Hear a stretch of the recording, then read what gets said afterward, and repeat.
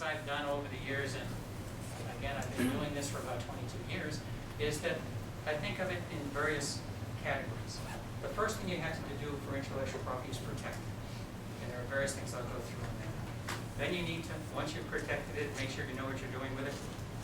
You have to manage it and develop an intellectual property strategy that is linked into your business strategy. If you happen to have a business strategy that is at odds with your intellectual property strategy, you're wasting money. It often happens in big companies because what they've done is they've allowed the legal department to take full ownership of the intellectual property, and they haven't tied it into the business or the products. They don't know what is covered by their patents into their products. Then, what I've been doing mostly is commercializing. And that can be done either internally in your own products and ways internally to do joint ventures, or externally for competitive leverage, for other ways of using your IP outside the company for cash or advantage. Protection of intellectual property starts with the day somebody is hired. And they have to essentially be advised that any intellectual property that they come up with while they're an employee of your organization is, if it's related to the company, owned by the company. Sometimes it'll be all-inclusive, but it'll say any intellectual property that you create while you're an employee is essentially the property of the company.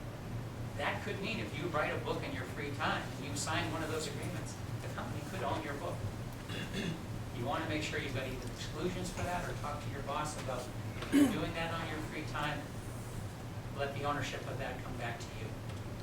Sometimes, and this happened at RFP Little when we worked there and other places, when the company goes in a different direction and the IP is no longer being pursued, you can then assign that back to the individual and they can commercialize it on their own.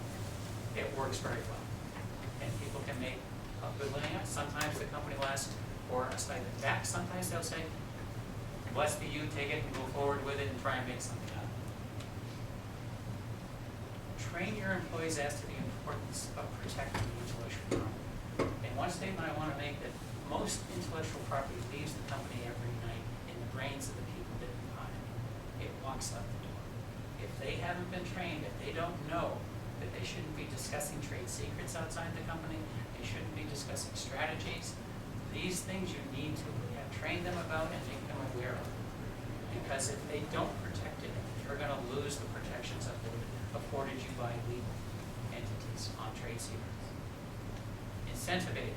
I have been big about taking a portion of revenues generated from commercializing IP and handing it back to the inventors.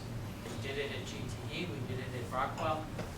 Many universities, you know, will give a third back to the inventor, a third to the inventor's lab, and a third to the university.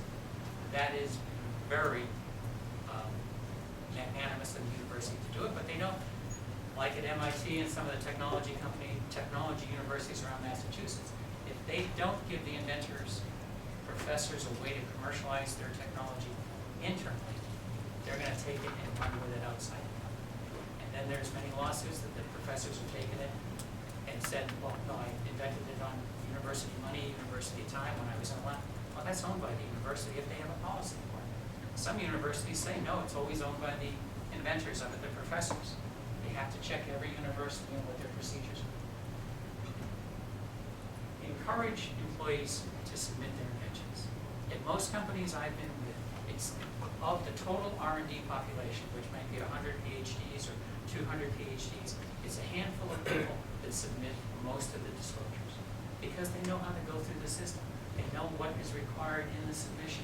They actually take the time to do it either on their own time because they get the ego drive about getting patents and potentially getting the money back when the technology might be eventually licensed. Some companies who say, we own the technology, if you want your job, then make sure you turn it over to us.